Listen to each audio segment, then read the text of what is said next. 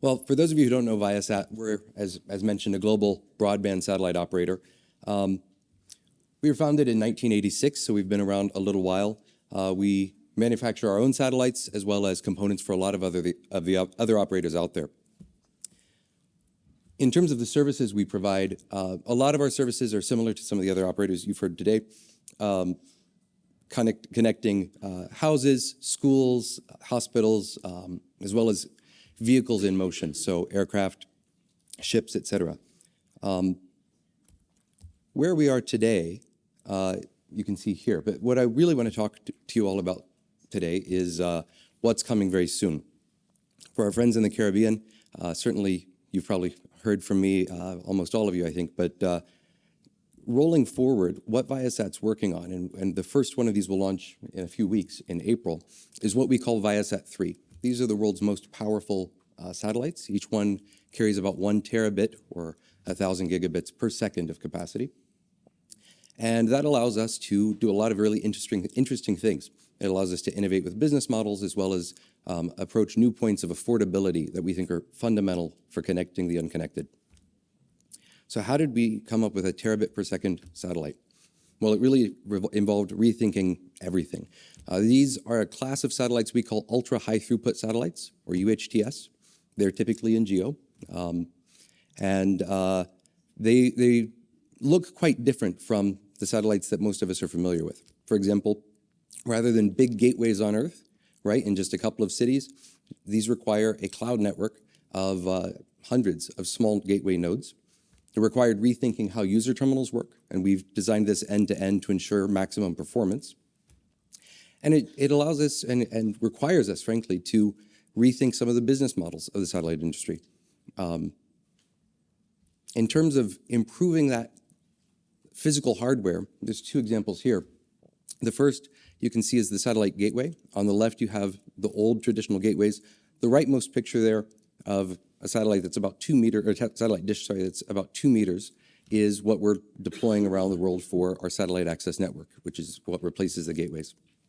Meanwhile, in space, you have very large panels on traditional GEO satellites. We've miniaturized the components enough to be about the size of a laptop for the same amount of capacity. So we can put more of that in there and ensure greater throughput. The result of that is a huge performance boost in the economics of satellite. So you can see here, as capacity, which is the left graph, has increased with the Viasat 3 being the leftmost column there, the cost to operate that satellite per gigabit per second has come down to about 1/400th of what it was before.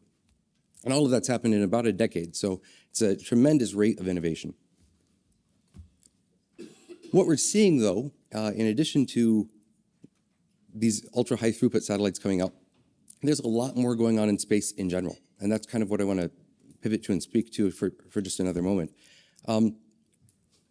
There's, as I said, a huge capacity increase in GEO, lots of new LEO filings coming out.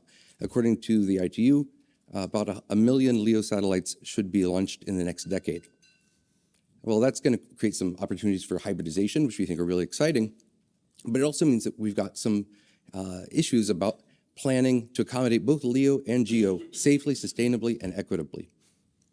There's a risk that allowing just a few LEO systems to deploy with large numbers could fill up the physical space as well as the spectrum that's available to all of us and cut off competition in the future, including national systems that are still under development in many countries today. So how can we make sure we get the most out of satellite? All of this innovation happening, all of the investment happening, we want to make sure we all get the best out of it. Well, we want to avoid over-consuming the shared and limited orbital resources.